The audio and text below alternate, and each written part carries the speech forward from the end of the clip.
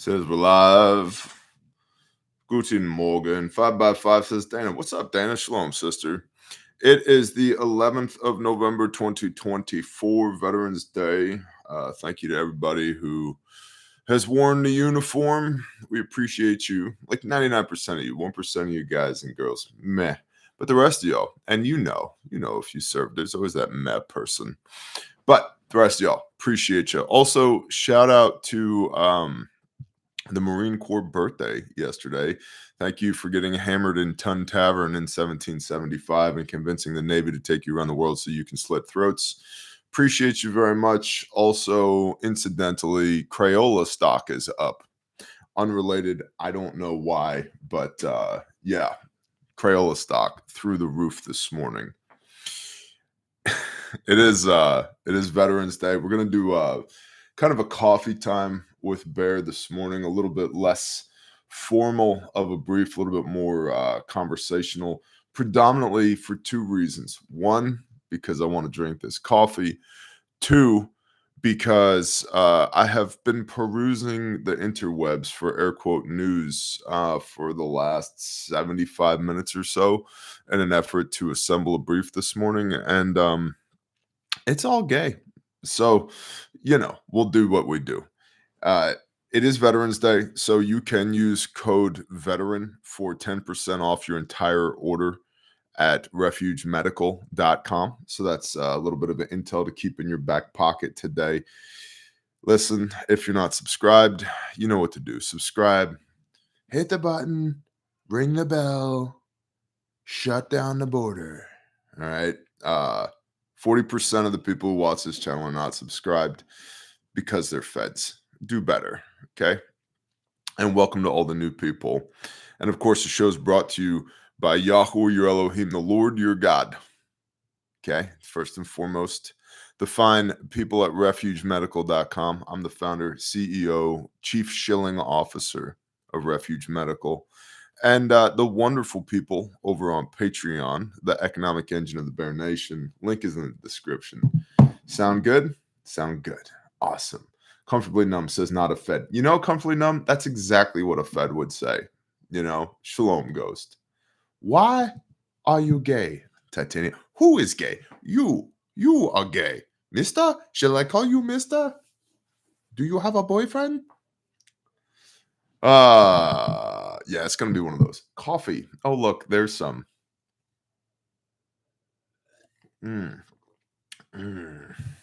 So I was in West Virginia one time doing a job there.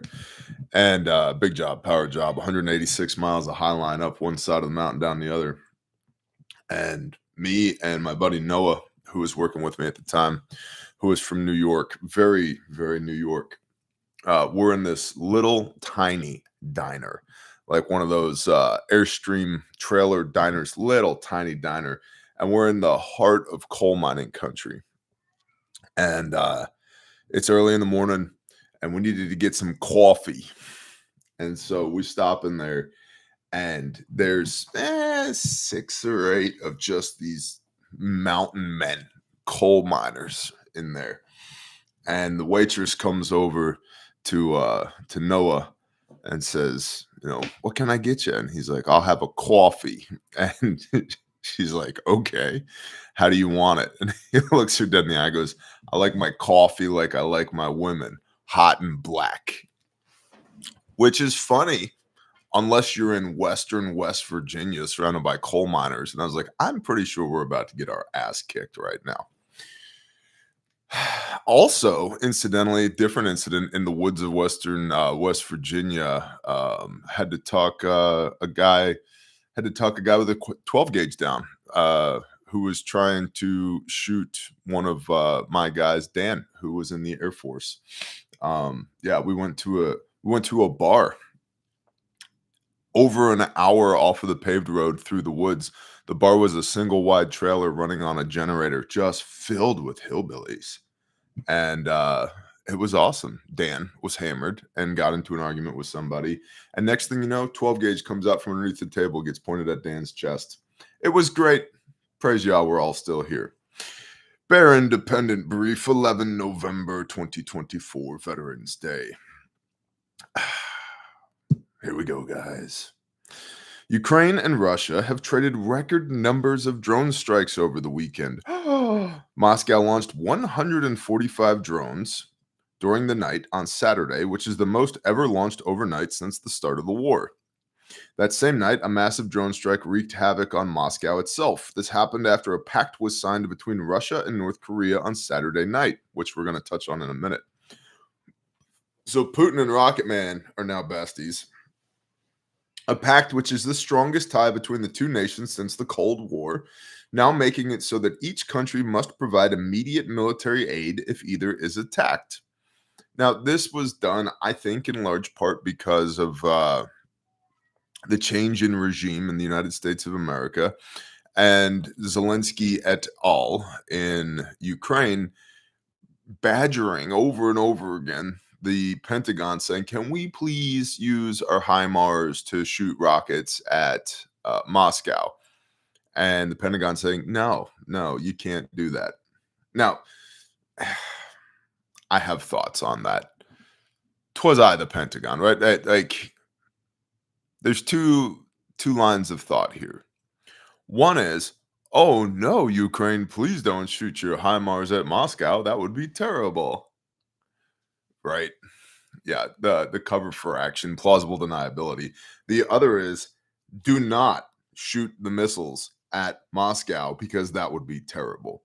And I don't know which one they're actually going with here. I don't know if they're actually trying to avoid a large scale conventional, potentially nuclear war with Russia, or if they're just saying, no, we would never recommend that you take these HIMARS missiles that we gave you and put on your border near Russia and that you would shoot Moscow with them. That would be a terrible idea. I don't know. I'm not convinced that they know. I think they're just like, we'll see what happens. It's a very fluid and dynamic situation based upon the intelligence of the day, Mr. Bear. Yeah, but like, I understand no plan survives contact with the enemy, but that doesn't mean you shouldn't have a plan. Just sending boatloads of missiles over to Ukraine and say, now y'all behave is probably not a good policy. What do I know? It's just thermonuclear war as a potential reaction to Ukraine shooting missiles at Moscow. Thank you, Space Baby, said Echo Yankee. Is there? Oh, yes, there's somebody here named Space Baby. Okay, that makes sense now. I was like, whoa, listen, don't call me Space Baby in front of all these other people. What's up, Kyle M? So, anyway, yeah, Putin and Rocket Man BFFs now. Earlier this month, the Ukrainian government announced that it will conscript over 160,000 more Ukrainians, and there are reports of raids on restaurants and bars just to catch draft dodgers. I have thoughts about this whole conscription thing. You hear a lot from the left, like, my body, my choice. Well, actually, there's like another living being inside of you. But if we go with that line of thinking, my body, my choice, do you get to tell people they have to go to the front and die for their country? Especially in today's day and age, 2024, where information, some decent, most of it bullshit, abounds. Like, everybody has the internet, and it's pretty easy to figure out what are the primary factors causing this conflict in Ukraine in the first place. So it's like, do I want to go fight to defend my country? It's like, well, maybe I might consider that.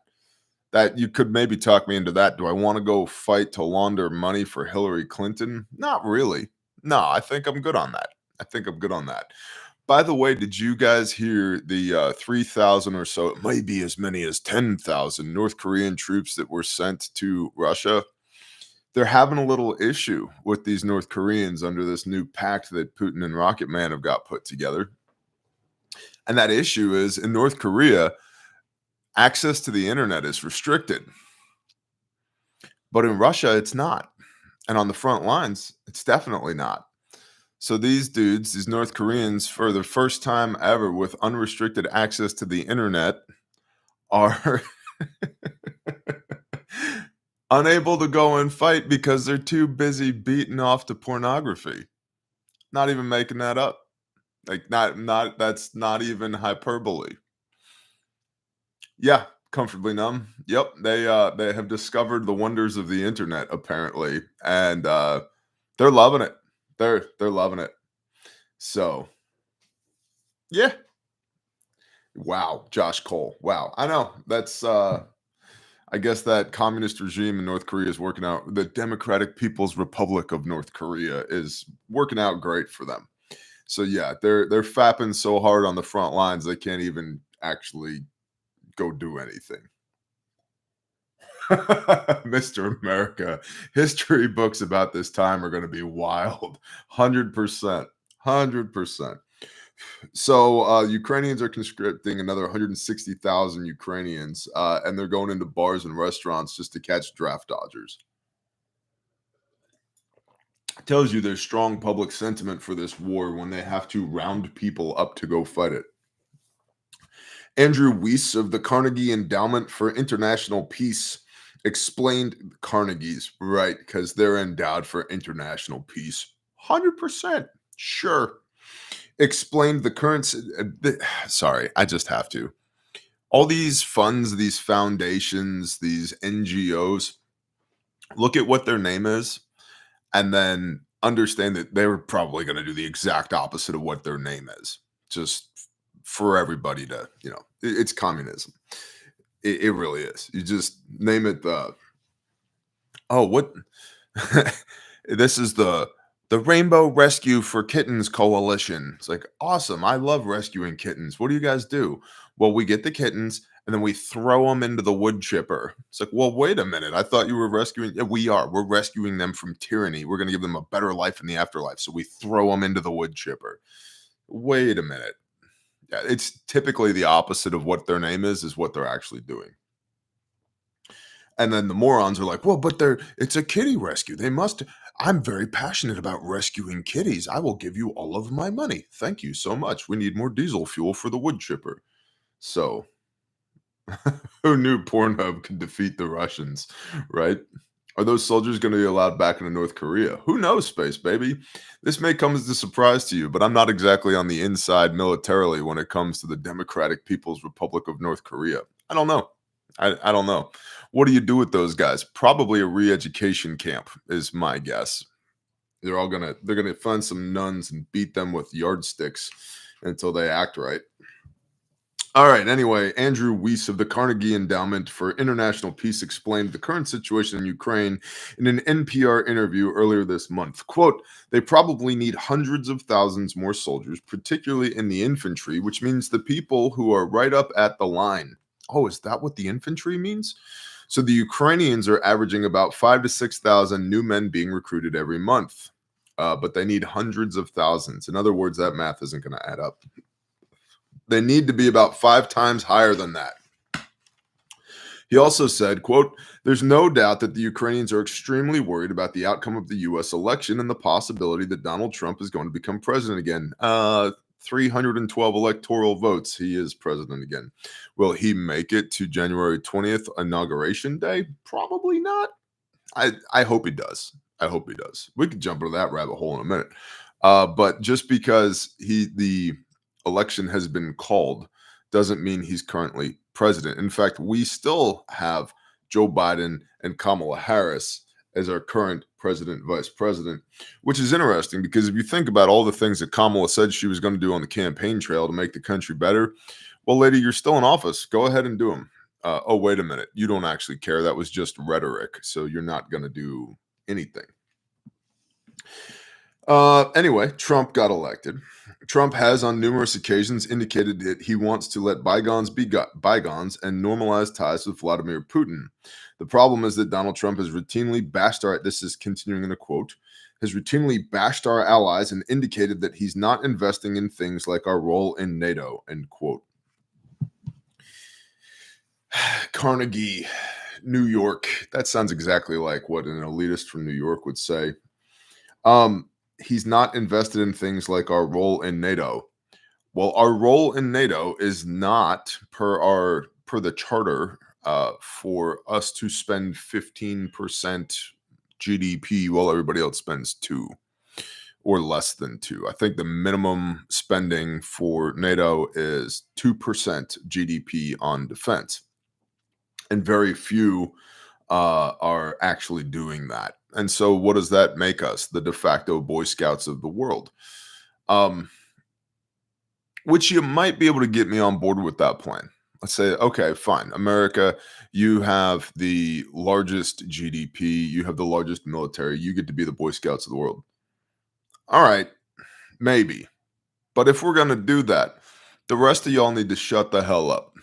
Okay? That's the first thing. Everybody else, if you've decided, we're the sheriff in town, we're the big kid on the playground.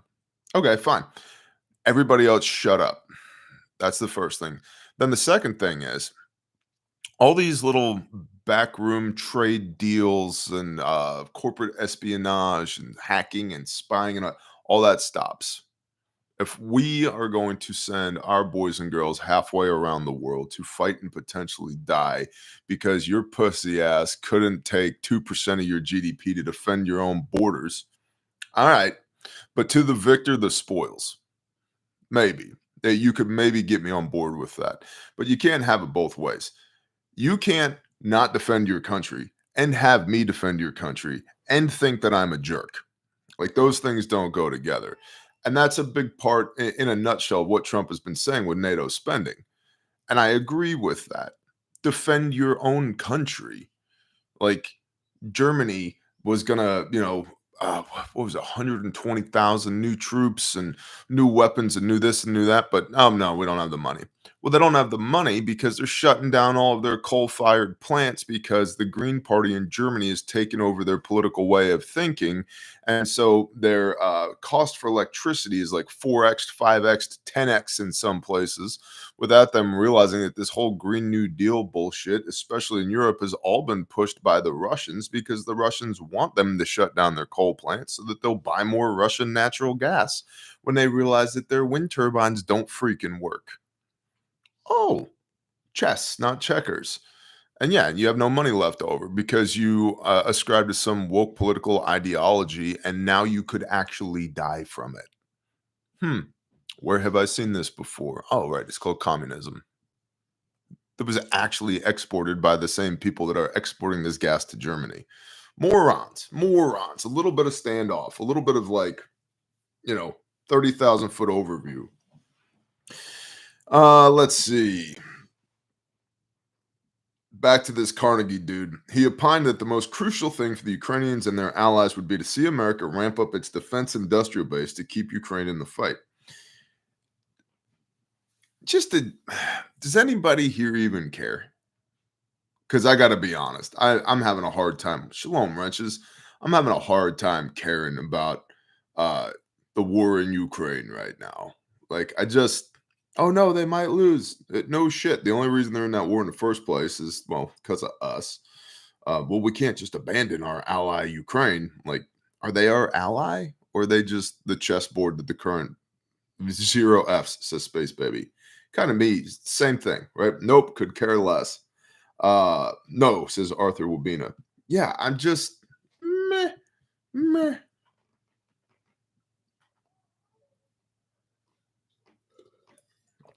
I care about our family here, says Richard Gregg. No more spoons for Ukraine. Same. What about our stockpiles and readiness? Exactly, Tim. Pedreg, next topic. Right? Yeah. So it's just interesting to me, this whole. Now, here's why I do care, to the little bit that I do care, is I don't want this thing over there spiraling out of control because the air quote leadership at the helm of this thing is actually a bunch of petulant toddlers. And then that having actual effects on me and my family here. Now, what are the follow-on effects of a war in Ukraine? Well, thermonuclear war is actually a possibility. Don't love that. Conscription of my son to go over there and go fight a war on behalf of the Democrats. No, not a fan of that. Further weakening of the US dollar. Don't like that. Unavailability of certain products in the world marketplace. Don't like that.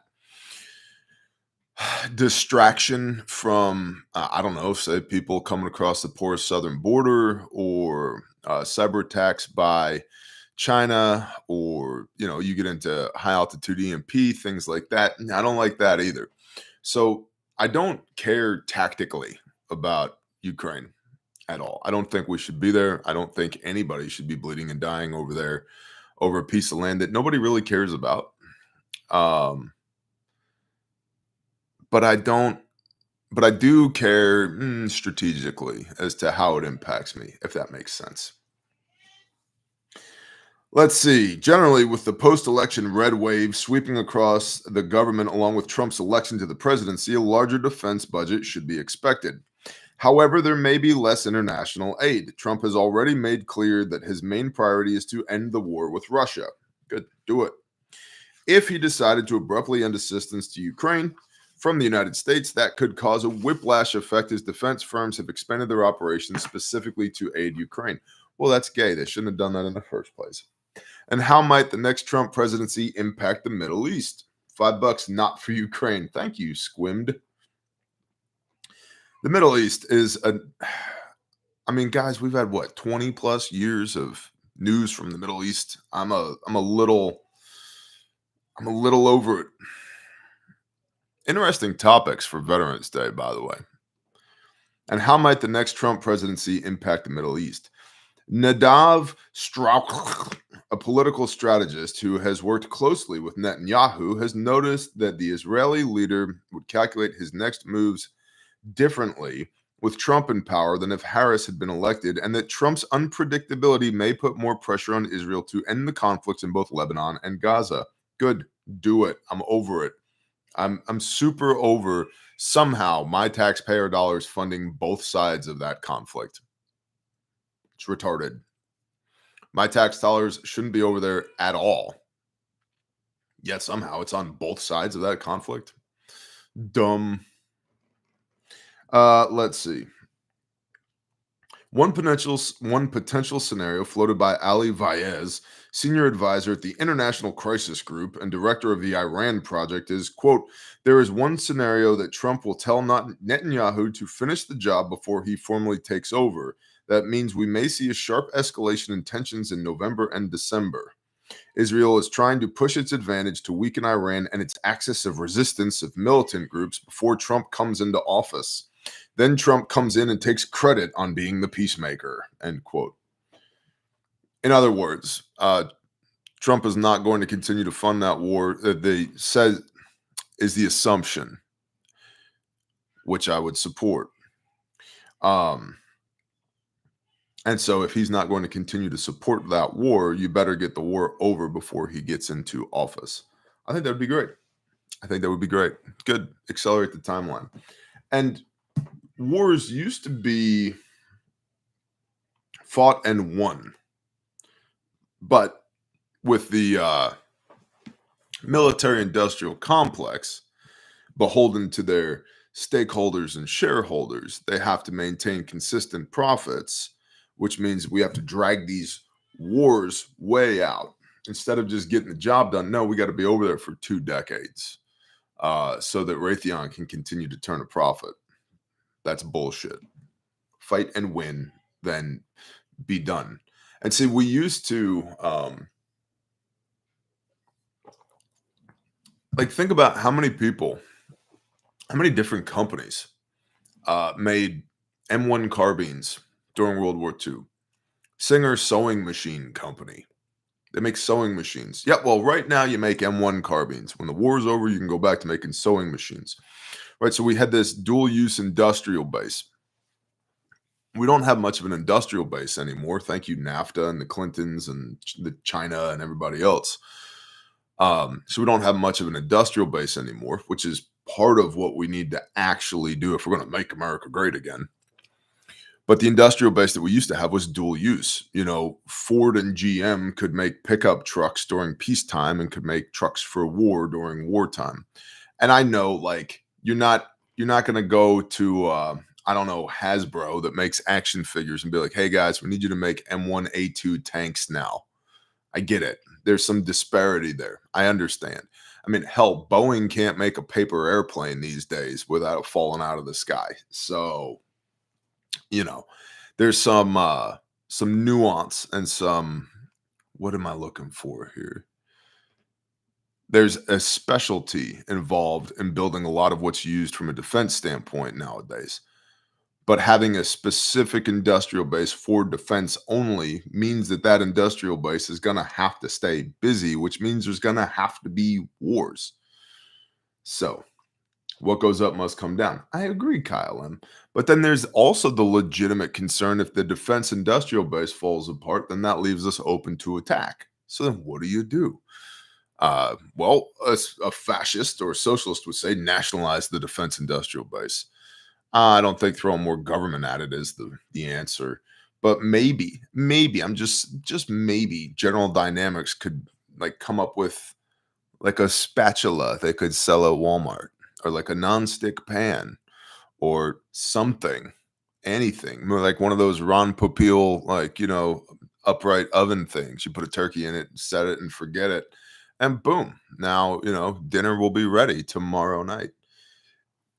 And also make missiles and tanks and helicopters and trucks and all the other things. Like a little dual use defense industrial base. That's the written brief for today. I've got several articles pulled up we're going to take a look at as well. Quick reminder for you. This month is Noviembre, I believe they call it. A Raytheon Pocket Fisherman. Exactly, Mad Kelp. Exactly. I want a General Dynamics walk set. Yeah. Night Lights by Halliburton. Bleeding prevention kits from Refuge Medical. These are our vacuum sealed kits. Okay. This is the basic kit right here. I'm going to open this on camera for you. This is 62 doll hairs. And in this month, in November, any vacuum sealed kit that you buy, you've got a chance. 5 people have a chance to win free training with Refuge Medical. You could get a golden ticket and come to class on my dime. Any of our classes, the Surviving Womanhood class with the combat midwife, the Essential Responder tactical 2-day tactical medical class, the Radio Made Easy Zero to Hero radio class, any class. You can come to Refuge on my dime, any class. There's 5 people in November that will win that if you buy a vacuum sealed kit. Now, it's also Veterans Day. You can use promo code VETERAN for 10% off your entire order, no matter what you buy. And these kits make really good gifts. And if it's hunting season in most of the country, $62. You ever seen a gunshot wound or an arrow wound? Yeah, $62. You can throw this in a backpack. You could throw this in a glove box. You can throw a bunch of these in a backpack, and now you have a mass casualty kit for your church, your office, your school, your mutual assistance group, your whatever. Okay, so let me go ahead and open this for you. There's a little, can you guys see that? Yeah, there's a little notch right there in the plastic, and you just grab that, pull. Let me show you what's in here. So first and foremost, we have a genuine Cat 7 tourniquet right here. This one's orange. This is a real one, new in the wrapper, so you know you're not getting some fake used stuff. Okay, genuine cat tourniquet by North American Rescue, a real one, not a Chinese garbage one. Real shears. Listen to this. Hear that? Real shears. Real EMT shears. A genuine North American Rescue emergency trauma dressing. A real one. Not Chinese garbage. See that? NAR. North American Rescue. Emergency trauma dressing. 2 packages of wound packing gauze. 2 of them real gauze. 6-ply compressed gauze. 12 feet of it in each package for wound packing. Significantly more gauze than a tampon for all you morons who are still carrying tampons around in your gunshot wound kit. You know, tampons are coated. First of all, it's a 4x4 package, a 4x4 piece of 2-ply gauze.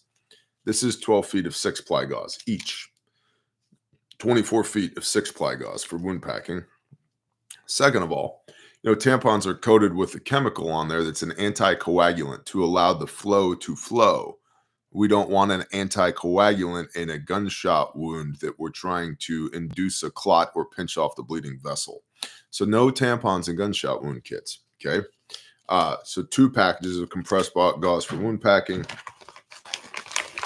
a Mylar blanket for mitigating hypothermia, burrito blanket right here to keep the casualty warm. It's much easier to prevent and much better for the survivability of the patient to prevent hypothermia than it is to treat it.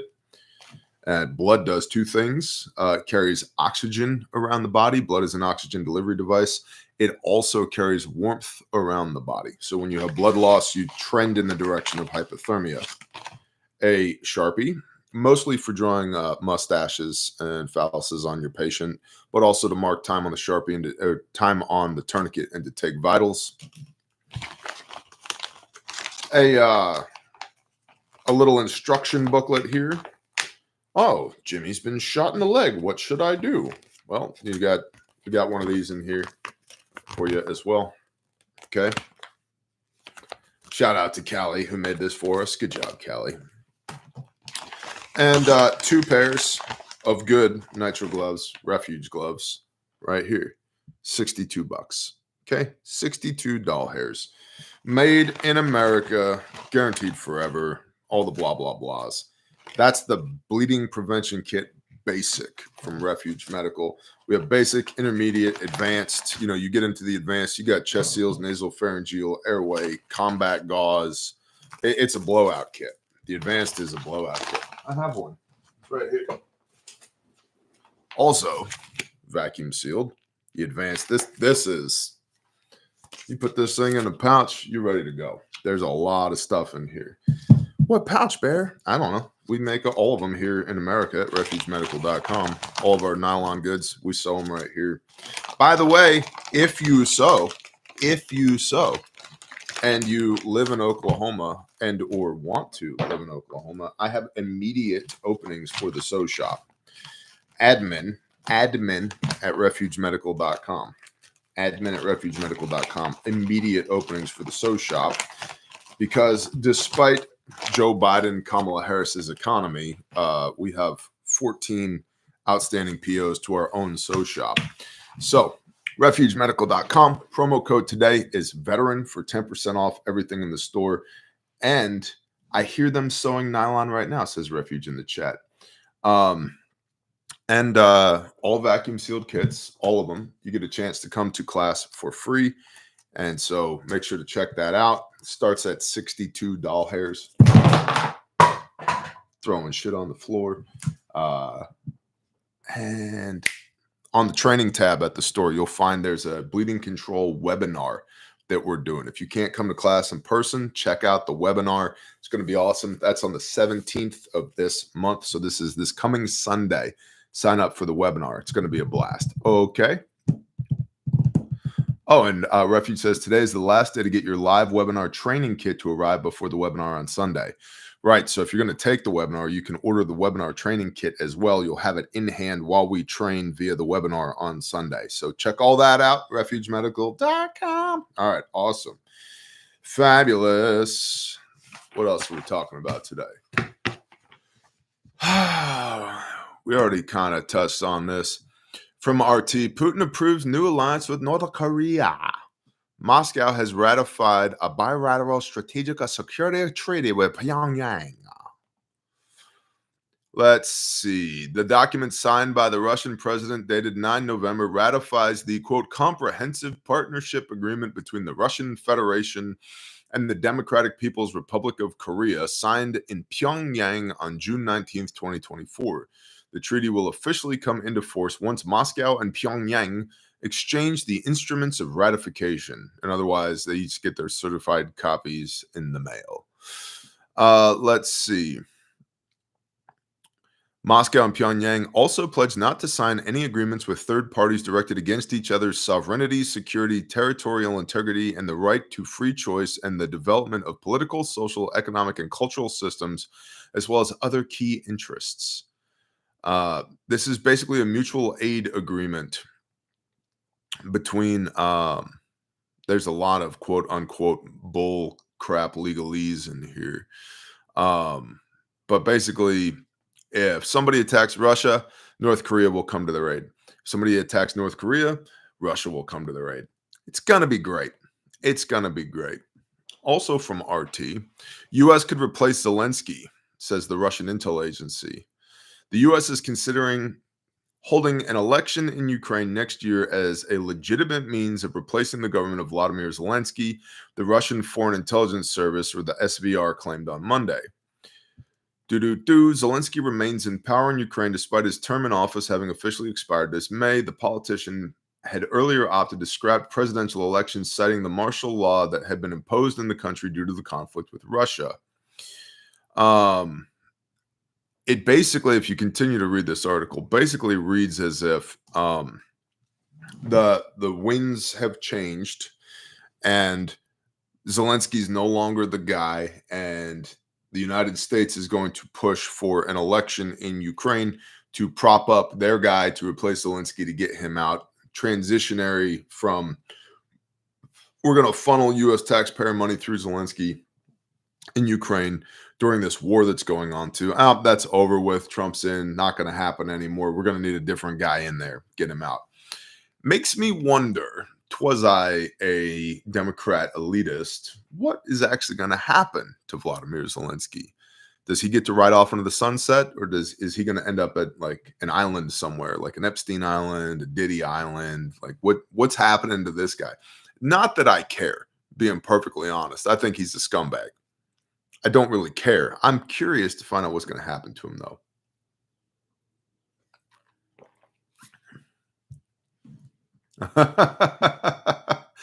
MG. Putin also ordered their state media to air naked pics of Melania when she was a model as a big FU to Trump. I don't know how Trump would respond to that. I mean, I could see Trump being like, that's right. She's beautiful. Yeah, I know it. Yeah, that's my wife. The Koreans, they're in Ukraine beating off to my wife right now. We already won.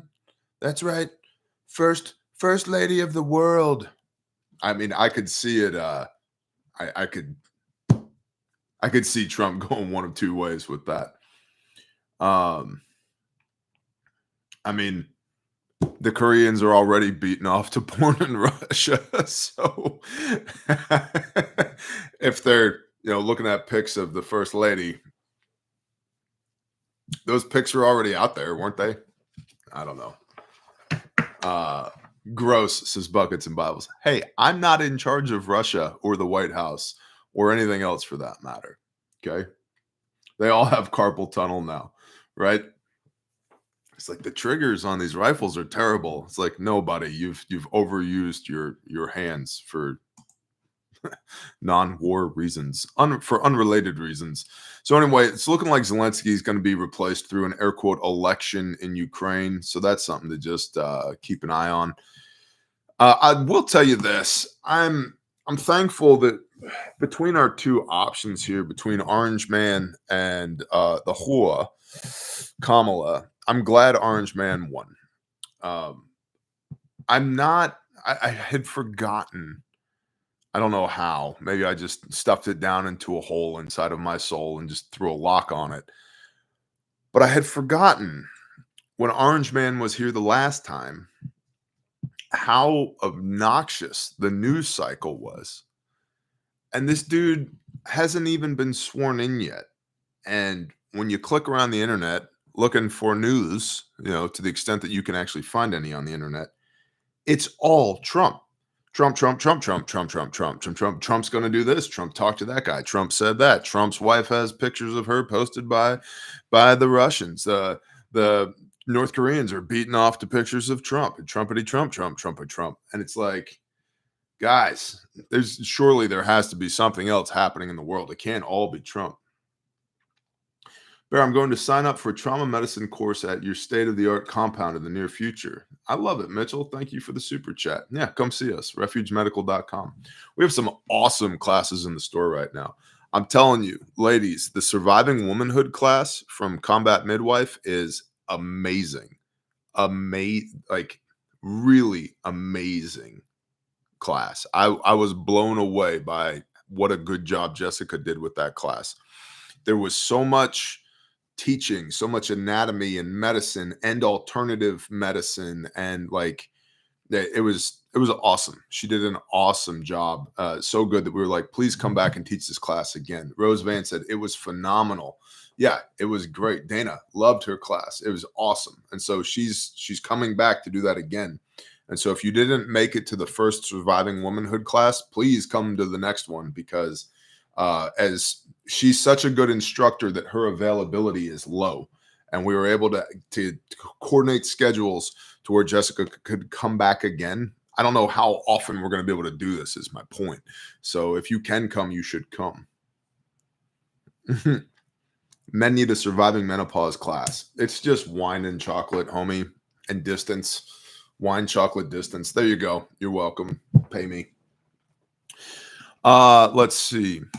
Trump. From Axios. Trump. Trump names ex-ICE head Tom Homan as U.S. border czar.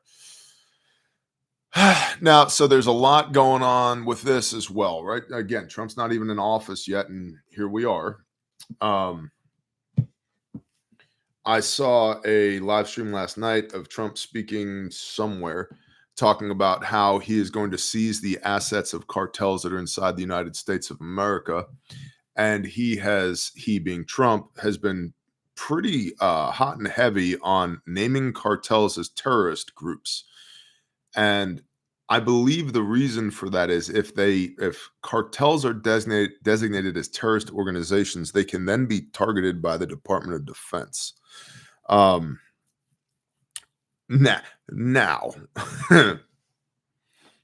listen, doesn't mean that hasn't already been happening. Okay. Bear, is Twitch overseas right now? I think he is, Carl. I believe he is. I don't know where. Eastern Europe-ish.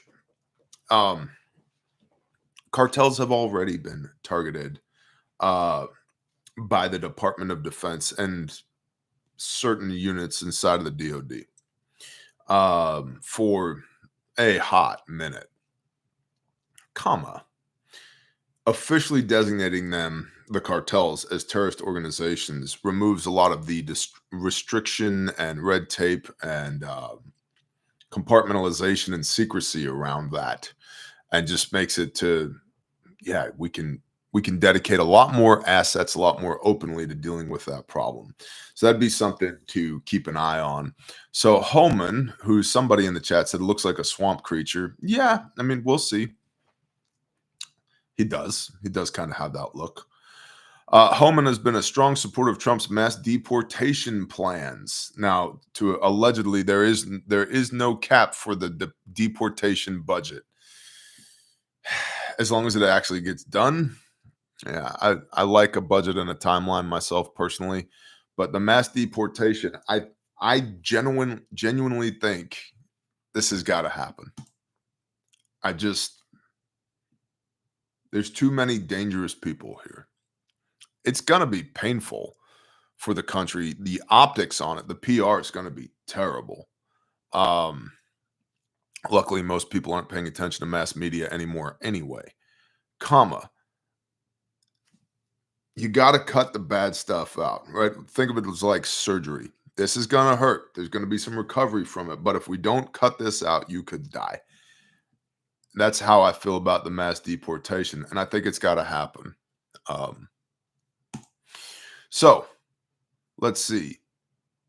Axios reported in February the mobilization of ICE agents, the FBI and Drug Enforcement Administration, along with federal prosecutors, National Guard, state and local law enforcement officers for mass deportation plans.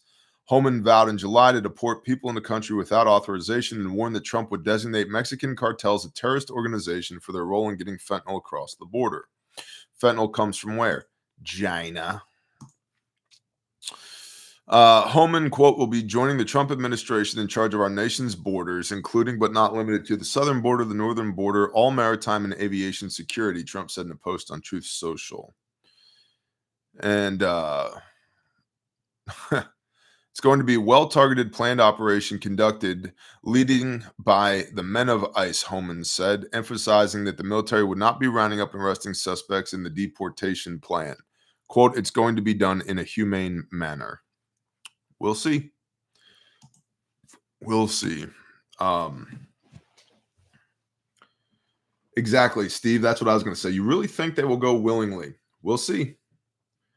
Bounty on illegals. I don't know. How do you deal with all the illegals who are in the farming sector and great jobs that no one wants? If we get rid of Holly illegals, I know there's bad ones, but won't it destroy the budget? Syrup Canuck. I don't know. I don't know. I don't know the answer to that question. I do know it's like language, border, culture. Who used to say that? I could see his face. Was that Rush that used to talk about that? Rush Limbaugh? Borders matter. Law matters. If I have to be subjected to the laws of the land, so does everybody else. And I know, like I've dealt, Michael Savage, thank you. I've dealt with many illegal immigrants in my day. And on an individual case-by-case basis, most of them have been good people who are just trying to provide for their family. Not all of them, most of them. But as a whole, the situation is untenable. We as a country can't continue to do this. But what about the jobs that they do that nobody else will do? Well, they'll figure it out, or those industries will fall, or those industries will have to figure out how to entice people to do those jobs or apply technology to those jobs, those positions in order to handle the workload. You figure it out. Right now, the reason Republicans on the manufacturing and industry side and agricultural side haven't been overly vocal, in my estimation, about illegal immigration is they benefit from illegal immigration. I'll give you one example, just as a business owner. Everybody I employ is on the books, but if they weren't, there's an 18% payroll tax. Did you guys know that? For every $1,000 I pay in payroll, I pay another $180 in payroll tax. So if you pay $10,000 in payroll, that's $1,180. Or $1,800 payroll tax. Pay $100,000, that's $18,000 payroll tax. Just right there, payroll tax. And so the operational drag that creates on a company is enormous. So if you have hundreds of employees and they're all illegals, think about just the tax deferment on that. Yeah, I'm not saying it's right, but it's certainly a thing. And so both sides of the aisle have benefited from illegal immigration, which is why they haven't been overly enthusiastic about doing anything about it. But you can force people to innovate. Market conditions force companies to innovate all the time. Like when I started Refuge Medical, our business model was economy of scale. The way I was able to provide kits to y'all at a good price was that instead of buying a tourniquet, I'd buy 100 of them, then 1,000 of them, then a pallet of them. And you get a price deal, right? A price break.